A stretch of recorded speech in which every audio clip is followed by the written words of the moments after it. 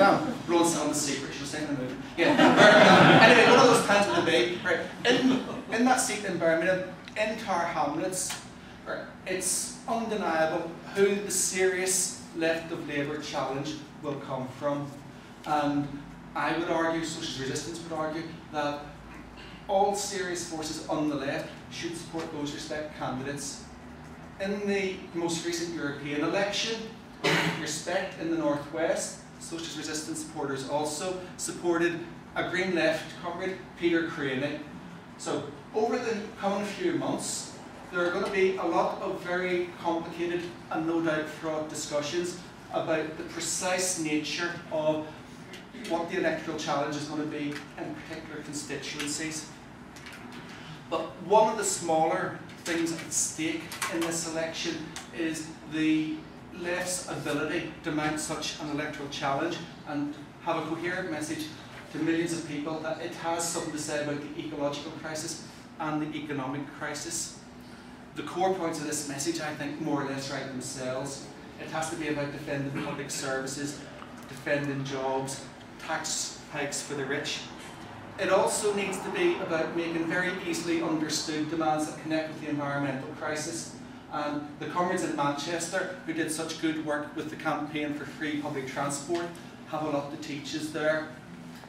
In many inner city parts of Britain, housing is probably the biggest single issue in local politics. It's certainly the biggest single issue in the lives of hundreds of thousands of working class people. And we have pretty much an off-the-shelf programme that was discussed at the last campaign against climate change trade union conference for building large-scale public housing which is comfortable and, more importantly, environmentally sustainable.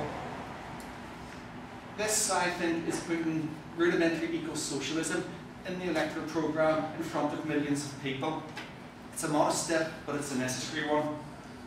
However, election campaigns are short-lived, transient things, and more important than the campaign is what you do with it afterwards.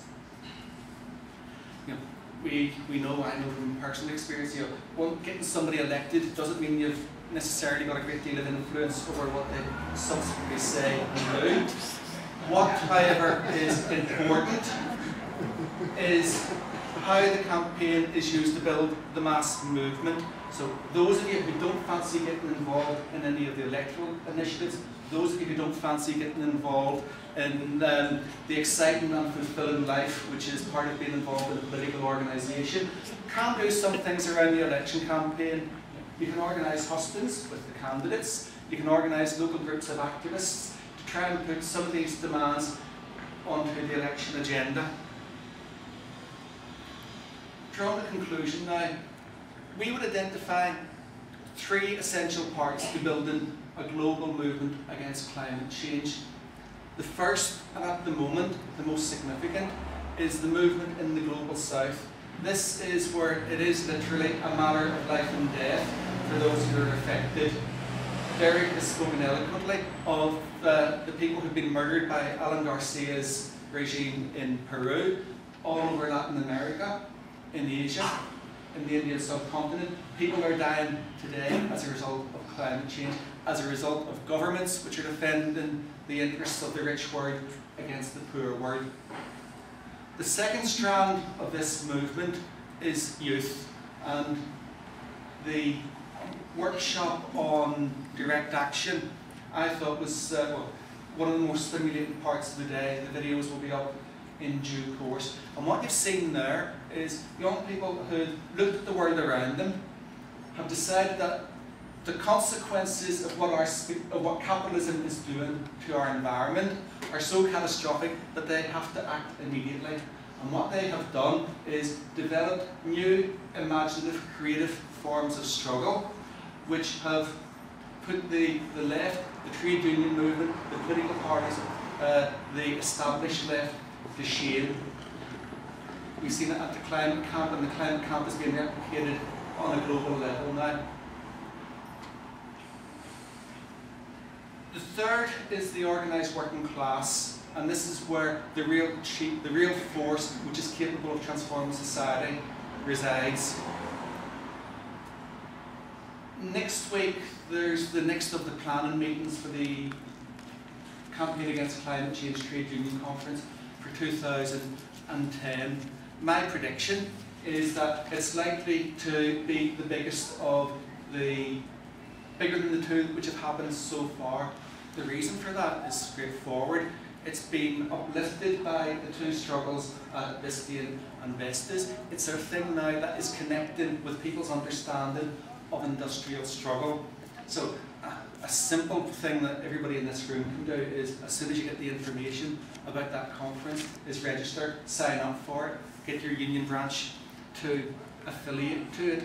Because if the debate around climate change is not led by the organisations of the working class, the parties and unions of the working class, it will be led by the Millibans, the Woodleys and the Mandelsons. And as an aside, Peter Mandelson's grip on reality, here's an illustration. He was talking about those scoundrels who ripped off the MG workers, ran off with their pensions, and each of these characters made £9 million. I don't know how it is in your house. Mandelson described that as a small fortune. Oh. God knows what his idea of a big fortune is about. Right. Eco-socialists, and I think those of us who have stayed in this room this long, necessarily, whether or not we choose to define ourselves as such, are now eco-socialists, have to begin organising the delegations that are going to go to Copenhagen, and Ian suggests that we start raising the demand to make of Copenhagen another Seattle. I have no problems with that. But there will also be demonstrations in London as well.